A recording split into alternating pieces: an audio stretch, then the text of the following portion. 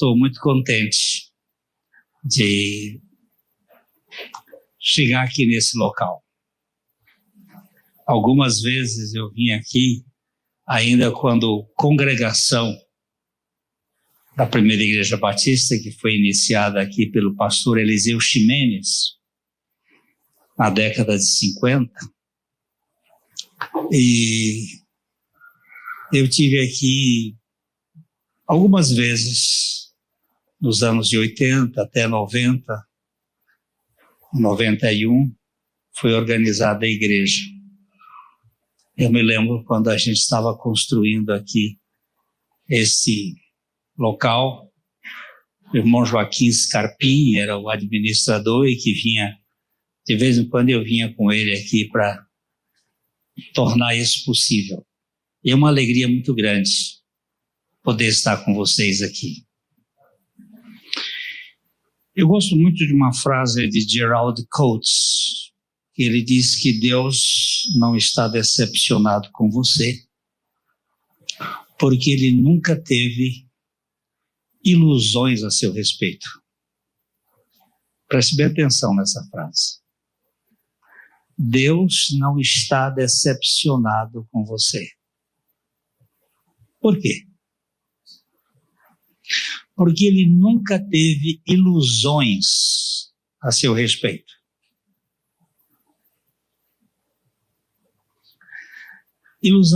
Ilusões tenho eu a meu respeito. Porque eu acho que eu deveria ser uma pessoa diferente. E eu queria que os outros me admirassem. E com isso eu crio um falso eu. Que é um eu que vive da opinião alheia. Do que os outros podem dizer a meu respeito. E esse eu falso, ele é terrível. E não tem remédio para ele, a não ser a cruz de Cristo. Ele está sempre mudando de caminho para chamar a atenção.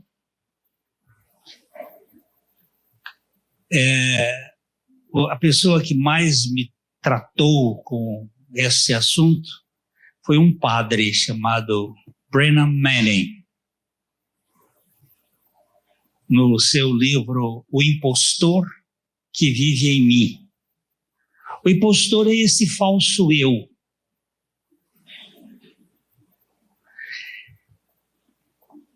Que ninguém conhece.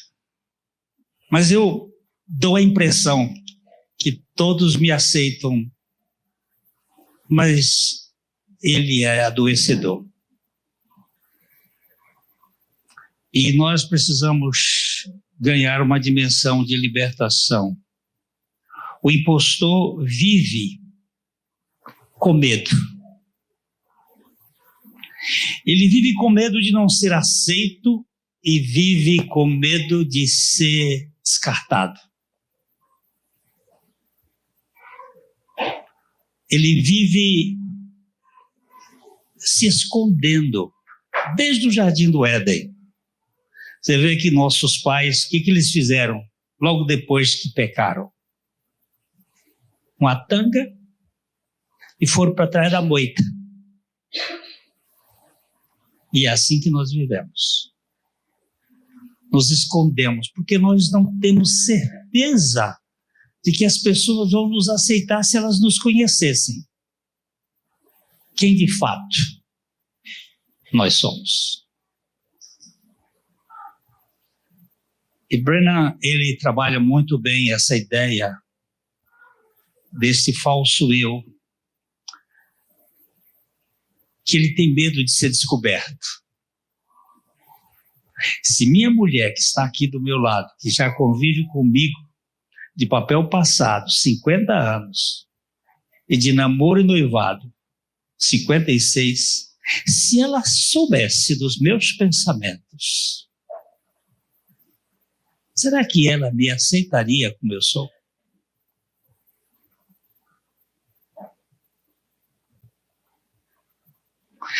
Será que ela me aprovaria?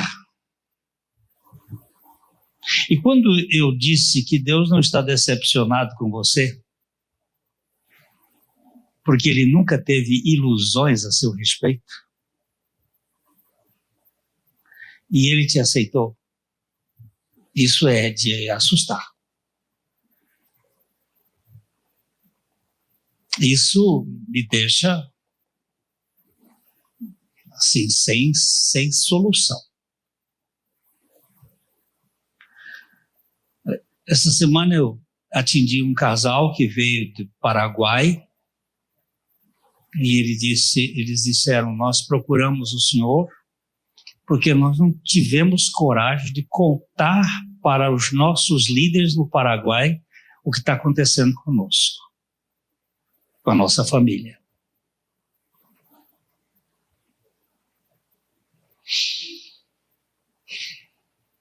Mas por que eu não me abro diante de Deus? Por que eu me escondo?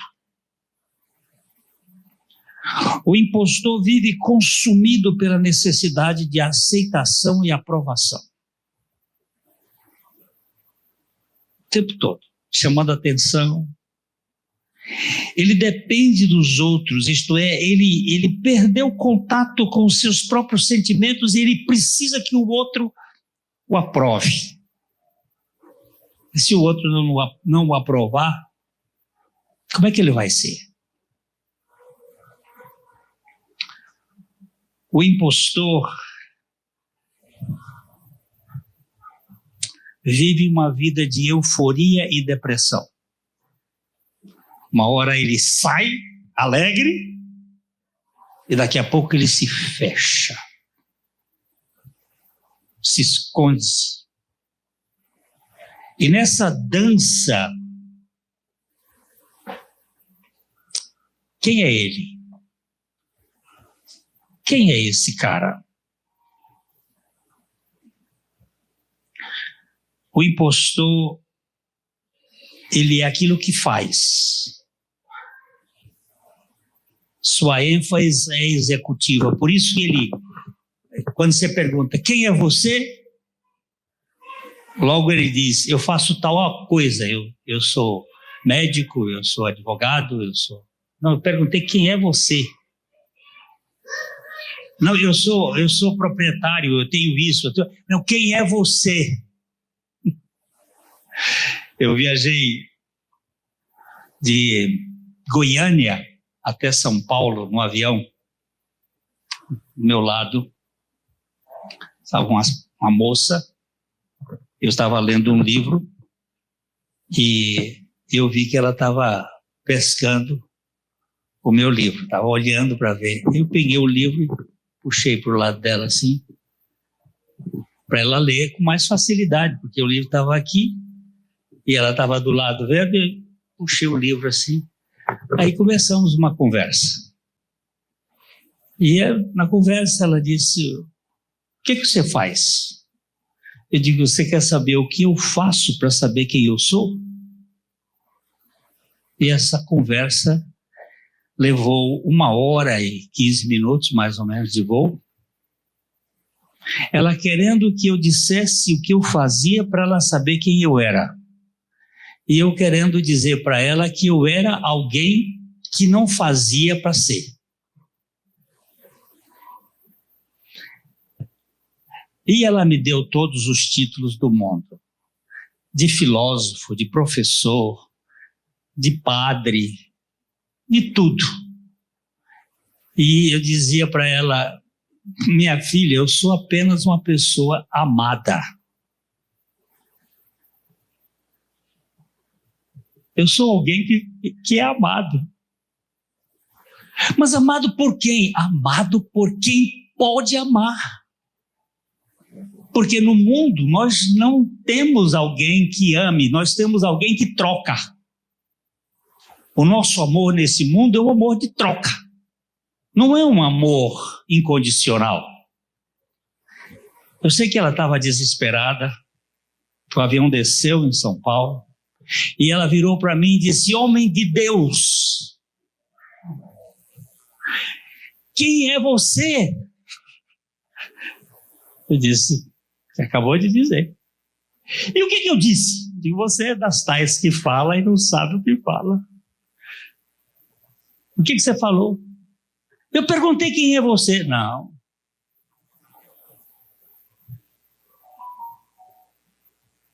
Antes de você perguntar quem é você, você disse uma outra coisa. E o que foi que eu disse? Eu disse: pois é. Você é uma jornalista da Folha de São Paulo que faz... Porque ela já tinha dado todo o cardápio dela. Faz pesquisa, faz uma série de perguntas. Você tem aquilo, o quê, quando, por quê, como, para poder fazer uma reportagem e não sabe o que falou?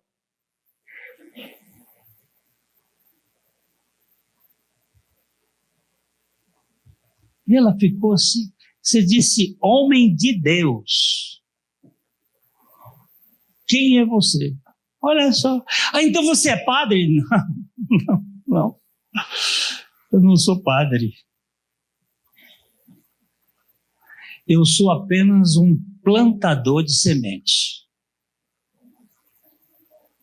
Eu saio a plantar semente. Que semente você planta? Eu digo: a boa semente. E dentro do aeroporto de São Paulo, eu pude pregar o evangelho para ela, dizendo para ela: minha filha, a sua identidade é falsa, porque a sua identidade é marcada pelo que você faz. E o que você faz é pouco para lhe dar identidade. Mas a minha identidade é dada por alguém que me ama, porque eu sou um carente de amor. E o amor é a única realidade que dá significado e sentido à vida. E ali eu pude pregar o evangelho. O que foi que Jesus Cristo veio fazer aqui nesse mundo? Qual foi, de fato, a missão de Jesus ao vir a esse mundo? Ele não veio fazer de nós batistas, nem presbiterianos, nem católicos. Nem isso. Isso aí são placas que nós colocamos nas igrejas. O que ele veio fazer? Ele veio nos fazer filhos. Vamos começar a abrir a Bíblia? Vocês têm Bíblia aí? Então vamos começar com João capítulo 1. Evangelho de João, capítulo 1. Nós vamos começar com o versículo 11. A gente lê o 11, o 12 e o 13.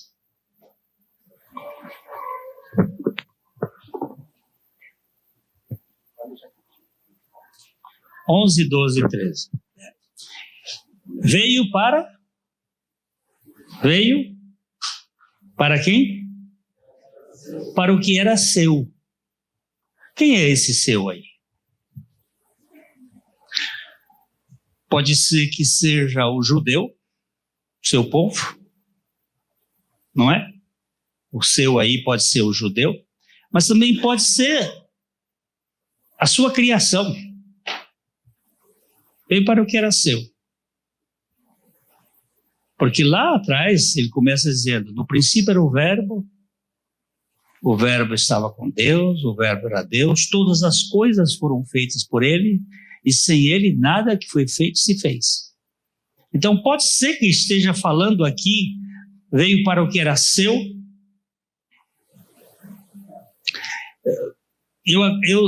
A minha tendência é ficar no judeu mesmo, mas os seus não o receberam. Preste bem atenção que aqui não diz os seus não os aceitaram, mas receberam. Porque esse verbo aceitar não está na Bíblia. Aceitar apareceu na história da igreja só no século XIX com Charles Finney. Porque a gente aceita e desaceita. Agora, quando recebe, fica.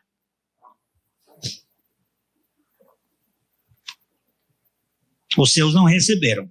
Mas, contudo, aos que o receberam, aos que creram em seu nome, eu vou discordar dessa tradução, mas deixa ela aí. Deu-lhes o direito? Não. Ele não deu o direito. Essa tradução aqui enfraquece o termo no grego. Ele veio para o que era seu, os seus não receberam, mas a todos que o receberam, como é que diz? Nem privilégio. Deu-lhes a condição de serem feitos filhos de Deus. Nós não nos fazemos filhos de Deus, nós somos feitos.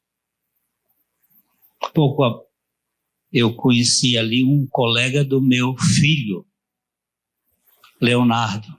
Estudaram juntos lá no colégio universitário em Londrina. Meu filho não nasceu porque ele quis.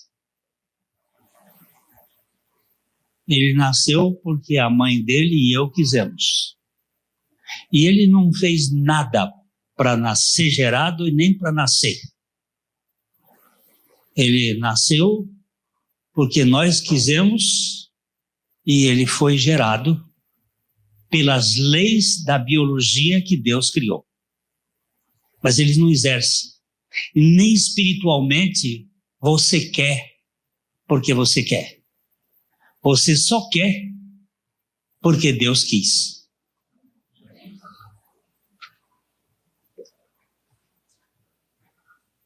Ô Hildo, pega aquele texto e me dá ele aqui, porque para eu mexer aqui agora vai descompensar aquela oração do cristão do segundo século, ou do primeiro século, aquele cristão anônimo.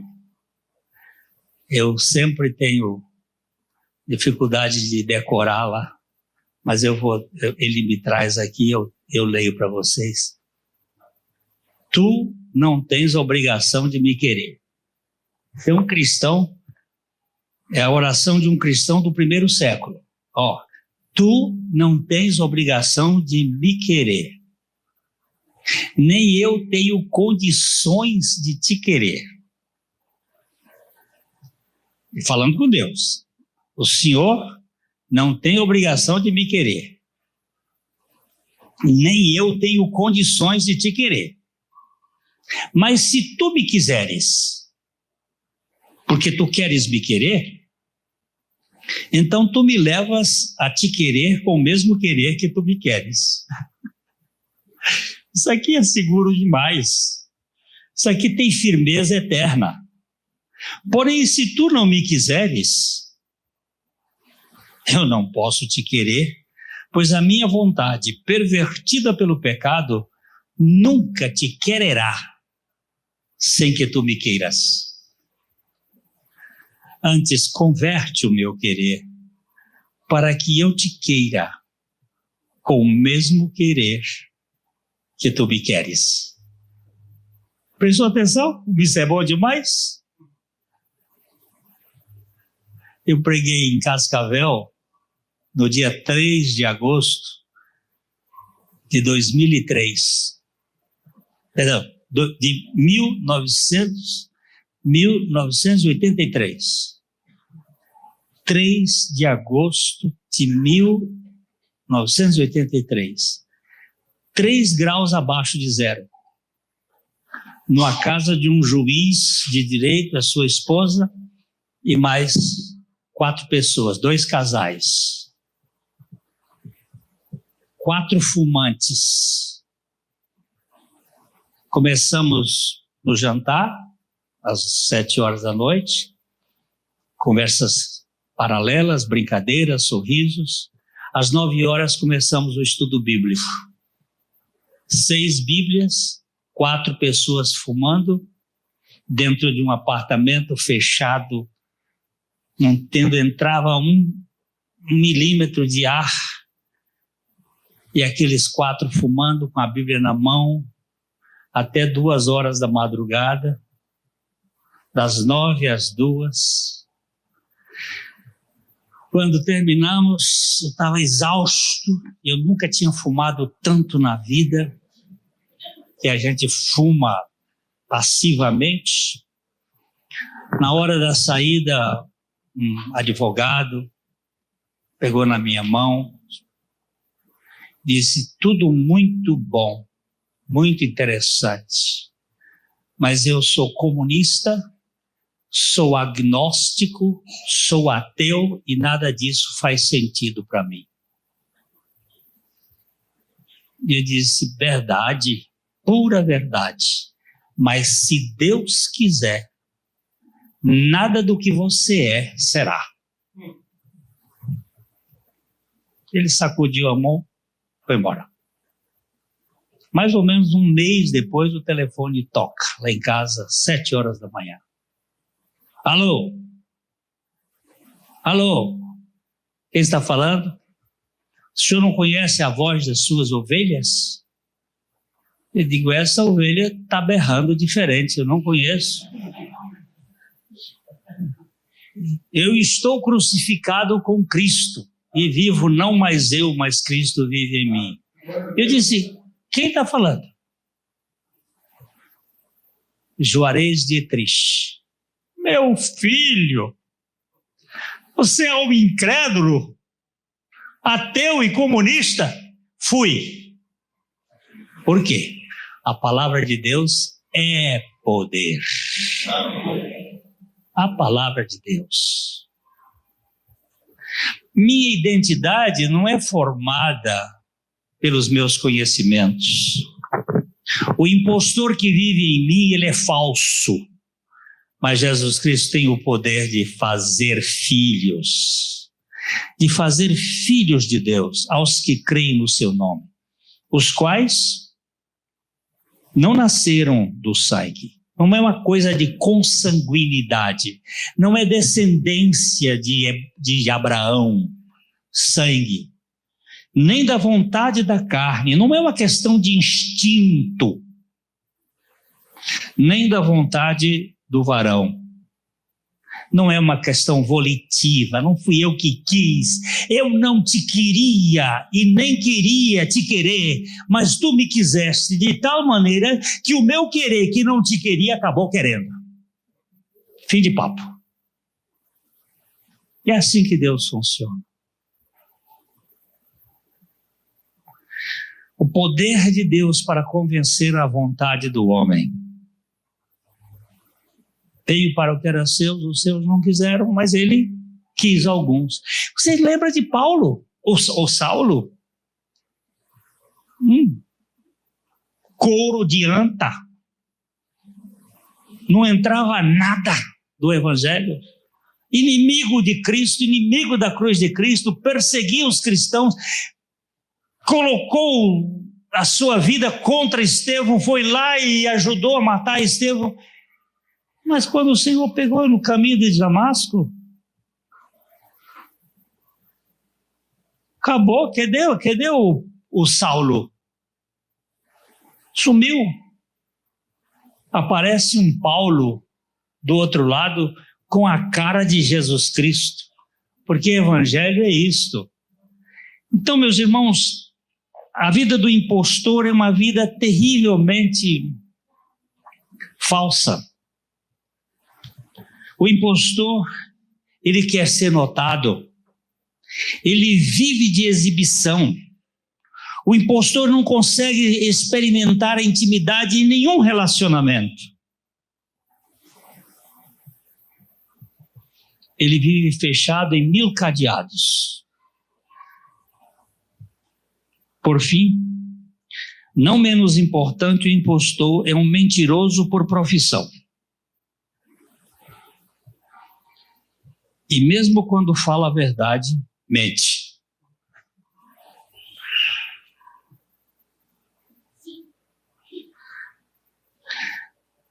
Agora, Deus ama. Deus o ama incondicionalmente, do jeito que você é. E não como deveria ser, porque ninguém é do jeito que deveria ser. Mas Deus faz isso por você. E faz por mim. O que Jesus veio fazer ali naquela cruz? Deixa eu ver se eu consigo arrumar meus textos aqui. Nós começamos aqui cantando o esvaziamento, não foi? Lá de Filipenses, capítulo 2. Vamos pegar 5 a 11. Ele começa a dizer assim: tenham entre vocês o mesmo modo de pensar de Cristo Jesus. Chama atenção aqui. Cristo é a natureza divina. É Deus. É a segunda pessoa da Trindade. Jesus é a natureza humana. Cristo é o Filho de Deus. Jesus é o Filho do homem. Toda vez que tem Cristo Jesus, significa a encarnação do Verbo. Quando tem Jesus Cristo, já muda a posição. Aí é o homem depois da ressurreição. Jesus, Cristo. Cristo Jesus é o Deus da encarnação no homem. Jesus Cristo é o homem da ressurreição. Hoje, algumas Bíblias estão mexidas, porque na hora de traduzir, às vezes as pessoas traduzem displicentemente e não entendem isso. Mas fazendo um cotejamento dos textos mais primitivos, você vai descobrir que os autores inicialmente tinham este senso. Cristo é a encarnação, Cristo Jesus é a encarnação de Deus que vai até a cruz. Depois da cruz é Jesus Cristo, o Deus homem. Cristo, Deus se encarna no homem, Jesus histórico, e não desencarna mais. A Trindade foi modificada.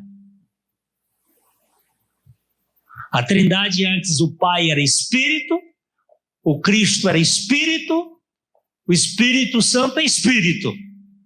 Mas hoje, o Pai é Espírito, o Espírito é Espírito, mas Jesus Cristo é homem, forever, para sempre.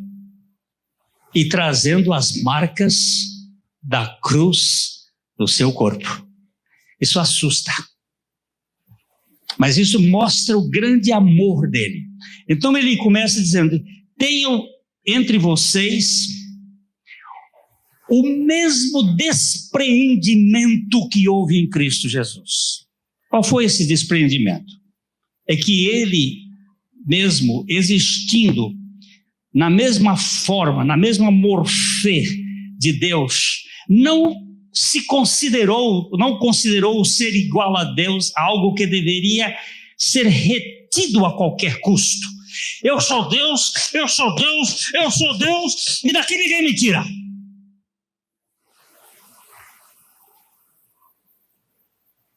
Vocês não vão me tirar da posição de Deus. Ele disse: não, eu sou Deus, eu vou continuar Deus, mas eu vou esvaziar, porque eu preciso alcançar esses petulantes, arrogantes que querem ser como Deus, porque isso foi o que o veneno da cobra fez lá no Jardim do Éden. Você sabe quem eu sou? Que é tudo isso. Pergunta, pode ser rico, pobre, tudo acha que... Você sabe quem eu sou? Eu sei, só não vou te contar agora. Você pode ficar muito decepcionado. Mas você e eu não valemos o que o gato enterra. Mas não, eu sou especial. Qual é a sua especialidade? O vento que está no seu nariz? Na hora que apaga, vai virar podre.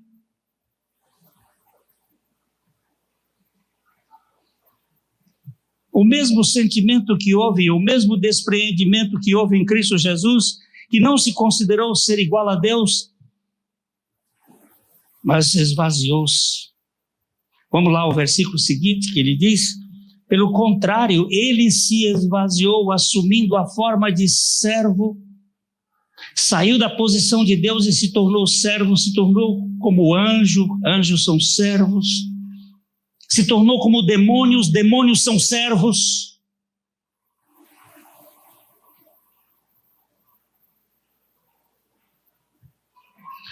E tornando-se em semelhança aos homens, mais baixo, porque os homens são mais baixos do que os anjos.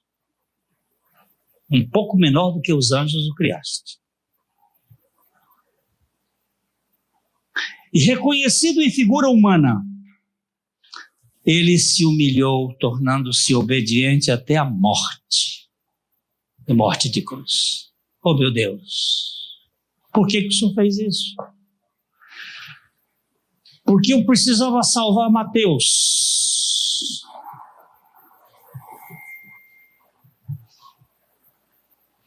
De quê? Da mania que ele tem de querer ser importante. Porque eu precisava salvar a Carmita. De quê? Da mania que ela tem de que ela é o centro do universo. De salvar o Wildo. De salvar o Glenn. Eu preciso salvar vocês. Desse impostor que vive em vocês. Para vocês serem como Jesus Cristo, o homem da ressurreição. O homem que não se fere mesmo sendo ferido, mas não fica magoado. Então, meus queridos, nós cantamos aqui sobre o esvaziamento, e esse esvaziamento só pode acontecer para nós. Por que Jesus Cristo se tornou homem? Porque ele precisava nos alcançar. No capítulo 1 de João, versículo 14, João 1,14, nós temos aí o verbo se fez carne. O verbo não foi feito carne, ele se fez. O Logos, o Cristo, se fez carne e habitou entre nós, cheio de graça e de verdade. E vimos a sua glória, glória como do unigênito do Pai. Ele precisava estar na mesma estatura de nós. Na mesma estatura. Depois, quando cantaram aquela segunda música aqui, eu fui às lágrimas, quando disse: e o sol escureceu. Por quê? Nenhum fenômeno da natureza explica um sol escuro durante 3 horas.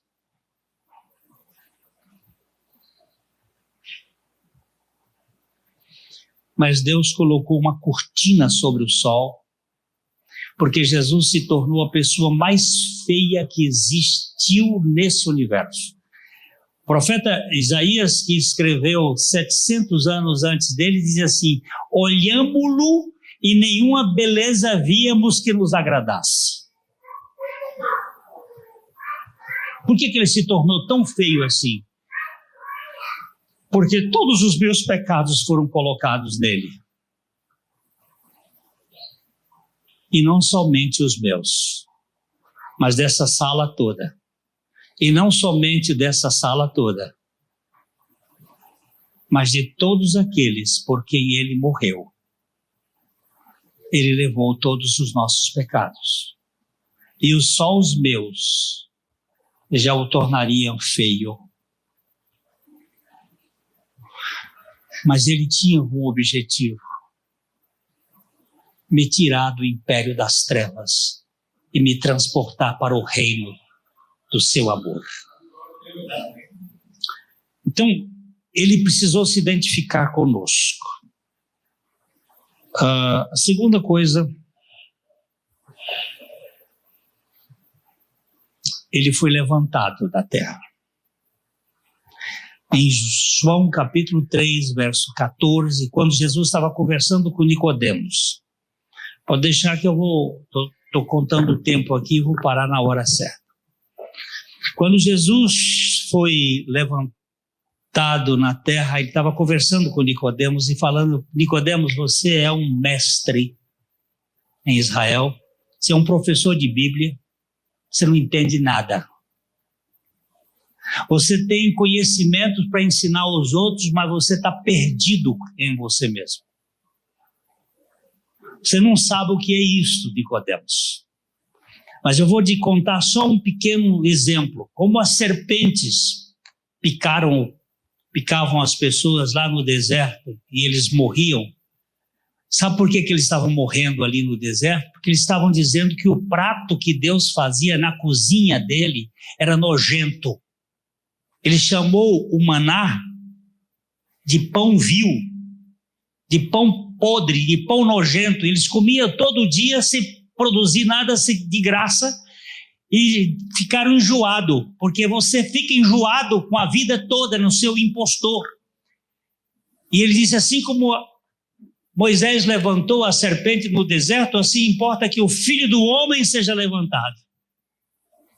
E aqui no versículo, assim como Moisés levantou a serpente no deserto, assim importa, assim também é necessário que o Filho do Homem seja levantado.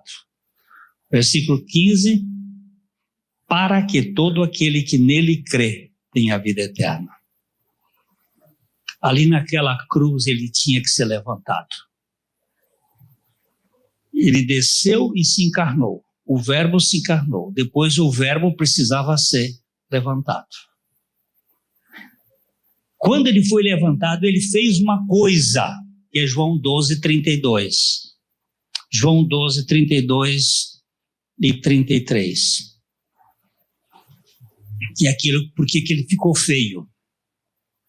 João 12, 32, ele diz assim: e quando eu for levantado, o que eu vou fazer? Eu atrairei todos a mim. Eu atrairei todos a mim. E quando ele foi levantado para quê? O verso 33 diz, ele dizia isso significando que tipo de morte estava para morrer. Qual foi o tipo de morte? Morte de cruz. Onde ele foi levantado. Ele nos atraiu a ele.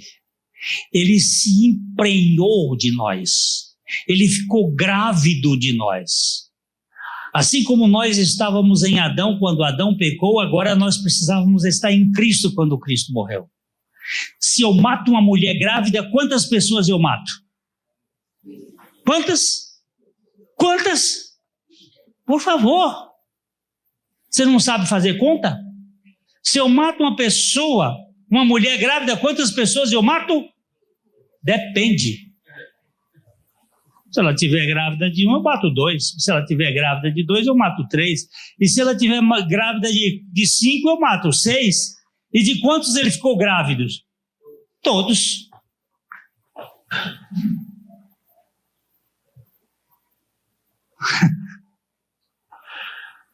Agora, cabe a você receber a sua morte aí. Quando eu for levantado, todos atrairei a mim. Se é todos, eu quero o meu. O que é de todos é meu também.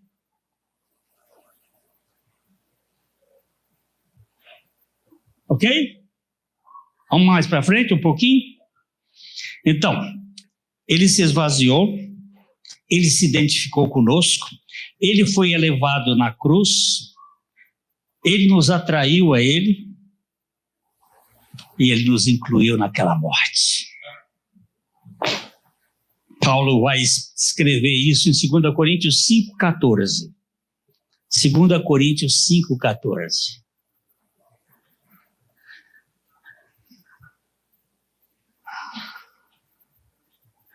Pois o amor de Cristo, o quê? Gostei dessa versão, nos domina. A outra versão diz nos constrange, nos deixa sem jeito.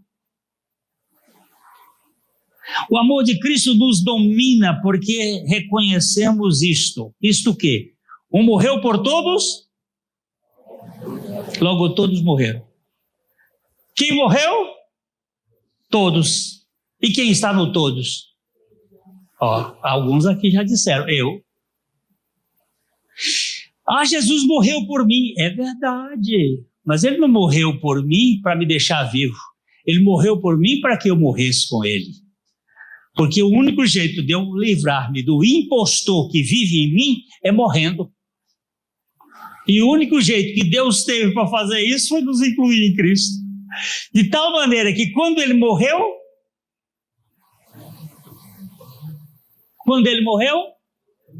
eu morri. Mas eu não sinto isso, eu também não. Eu não entendo isso, eu também não. Mas a palavra de Deus diz isto. E se Deus diz isso, ele não pode mentir. E se ele não pode mentir, eu tenho que crer no que ele diz. E ponto final. Assunto encerrado. Eu não estava lá. Ele morreu há 2000 anos atrás, como eu também não estava no jardim do Éden quando Adão pecou, mas eu sei os efeitos do pecado na minha natureza humana. Eu sei que eu estava lá realmente, naturalmente, mas em Cristo, só o Espírito Santo para me mostrar isto, que eu também estava lá naquela cruz, e aquela cruz foi minha, que eu morri com ele. Eu fui incluído, o amor de Cristo nos domina, o amor de Cristo nos constrange, julgando nós assim. Um morreu por todos, logo todos morreram. Queridos, não queiram sentir isto, você vai ficar doido. E não queira entender isto, porque, como dizia Santo Agostinho, não é entender para crer, é crer para entender. Se você quiser entender para crer, você não vai crer nunca. Mas quando você crê, você entende. O entendimento vem da fé. Primeiro, diz, o profeta Isaías diz, primeiro se sabe, depois se crê, depois se entende. Para que saibais e me creais e entendais. É assim que a Bíblia ensina. E finalmente não. Temos mais aqui. Romanos capítulo 6, versos 8 a 11. Aqui temos uma coisa muito interessante. Romanos 6, 8 a 11. Mas, 8. Ora, se já morremos com Cristo, cremos que também viveremos com Ele. Morremos com Cristo? Você pode dizer que morreu com Cristo? Eu não estou dizendo que você vai sentir isso. Eu estou dizendo que a Bíblia diz que isso aconteceu. E entre a Bíblia e o meu entendimento, eu fico com a Bíblia. E entre a Bíblia e o meu sentimento, eu fico com a Bíblia. Por quê? Porque os céus e a terra passam, mas a palavra de Deus não passa. Então, ora, se já morremos com Cristo, também com Ele viveremos. Versículo 9.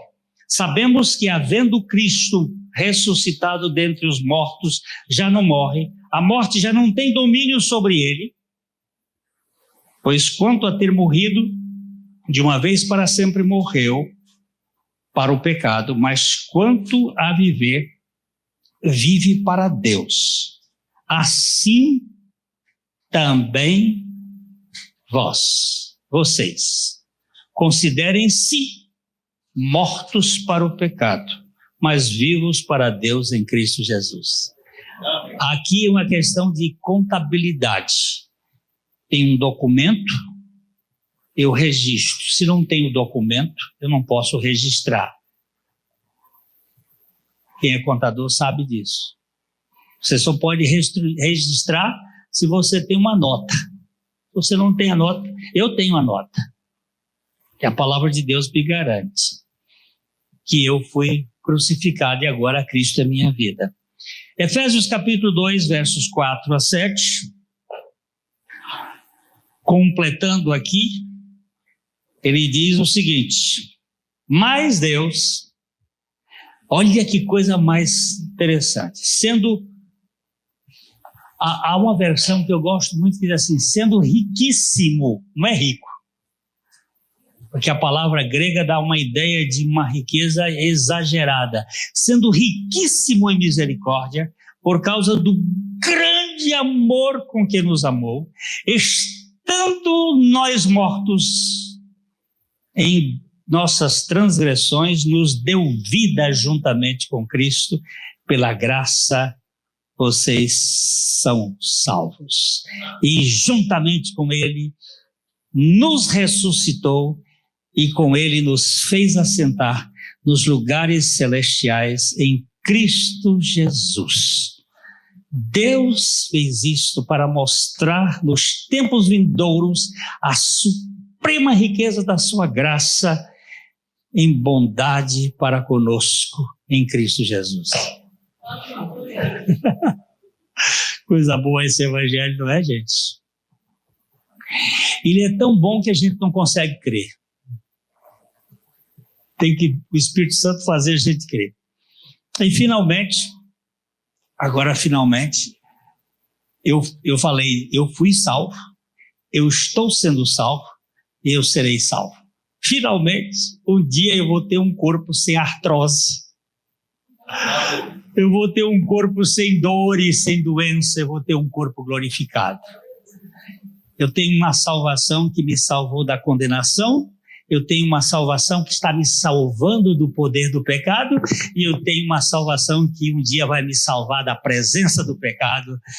E aí, 1 João capítulo 3, 1 e 2. 1 João 3, 1 e 2.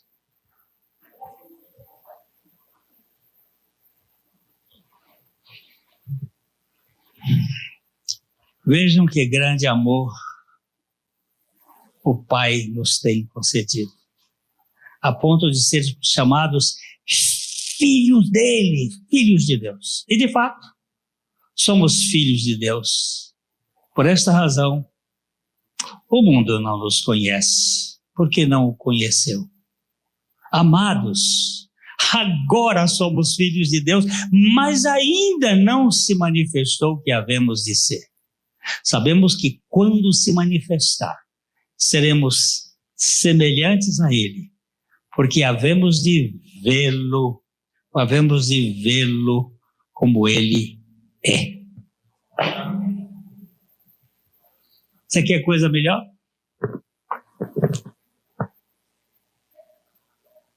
Vou só terminar com umas coisinhas aqui. Se me dão só mais um instantinho. Graça. Isso é tudo feito pela graça. Graça significa que não há nada que possamos fazer para que Deus nos ame mais. Nada. Nada que você fizer vai dizer que Deus ama mais você.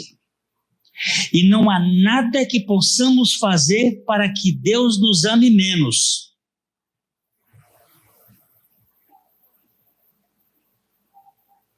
Não há. Já que Deus nos ama tanto quanto um Deus infinito pode nos amar. Aí eu volto para aquela questão do início. Deus não está decepcionado com você. Porque Ele nunca teve ilusões a seu respeito. As ilusões são suas e minhas. E eu termino com uma frase de Lutero, que ele disse assim: Senhor Jesus, Tu és a minha justiça, e eu sou o teu pecado.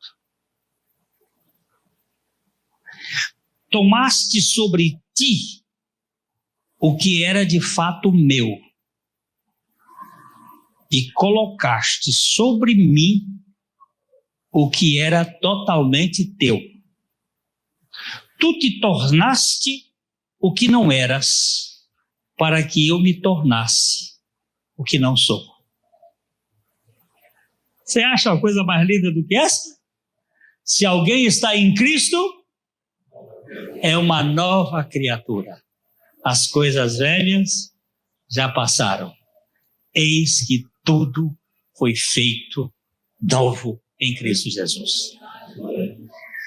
Nosso Pai, nós somos gratos a Ti, porque a Tua palavra é a verdade. Nós não precisamos convencer ninguém, porque o Teu Espírito é quem faz essa obra. Muito obrigado por estar aqui neste local, esta noite. Poder ver algumas pessoas que há tanto tempo não víamos. E conhecer outros que Tu tens escolhido desde a eternidade, para que nós andássemos na Tua presença. Fazes desta comunidade aqui um local da proclamação da suficiente pessoa do Teu Filho Jesus, para que mais vidas alcançadas pelo Teu Espírito possam Te adorar em espírito e em verdade. Nós Te bendizemos pelo Teu grande amor para conosco. Em nome de Jesus. Amém.